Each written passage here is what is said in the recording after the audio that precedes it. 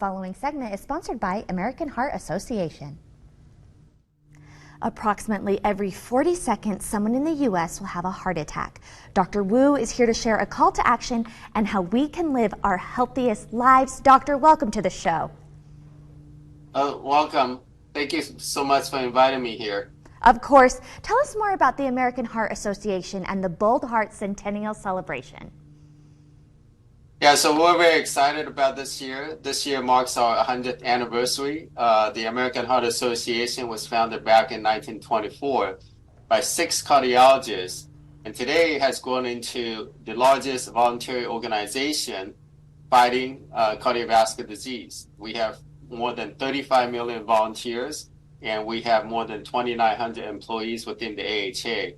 And all of us are united to advance cardiovascular and stroke medicine so that we can provide care for everybody, everywhere, as well as to reduce the socioeconomic barriers to healthcare access. Truly amazing. Okay, what are some of the important accomplishments of the past 100 years?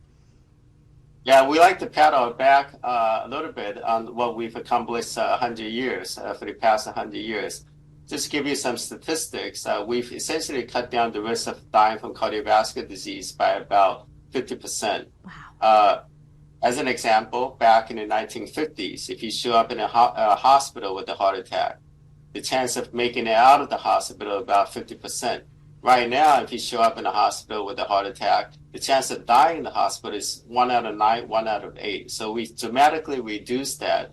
And part of this is due to advances that we've made in terms of coronary stents to pop open blocked arteries, in terms of pacemakers for patients with arrhythmia, in terms of having better surgical techniques for bypass surgery and valve surgery and heart transplant, and also better medications for patients who have heart failure, patients who have high blood pressure, patients who have high cholesterol, high diabetes numbers, and as well as patients who have cardiac arrhythmias. Those are some amazing accomplishments. Let's talk about some of the ongoing challenges. What are some of those?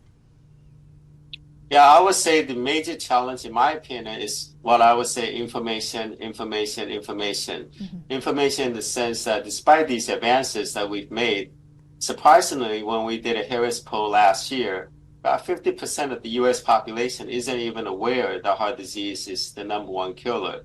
The problem with that is if you're not aware, you're not taking steps to mitigate the risk of developing heart disease.